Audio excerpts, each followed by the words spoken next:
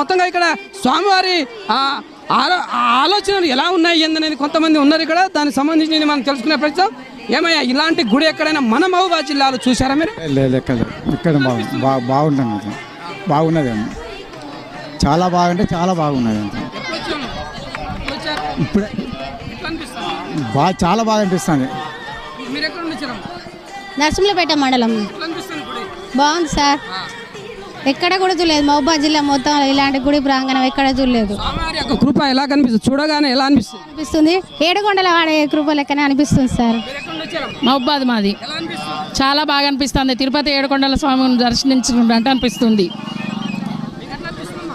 చాలా బాగుంది గుడి. తిరుపతి వెంకన్న స్వామి దగ్గరకు వచ్చినట్టే అనిపిస్తుంది. మేము ఆఫీస్ ఉన్నా డ్యూటీ ఉన్నా కూడా అందరం ఒక 50 మంది దాకా వచ్చినాం మహబూబాబాద్ నుంచి. ఎవరు? మహబూబాబాదే, కానీ మేము డ్యూటీలో ఉన్నా కూడా సార్ల దగ్గర పర్మిషన్ తీసుకొని ఒక 50 మంది దాకా వచ్చాం.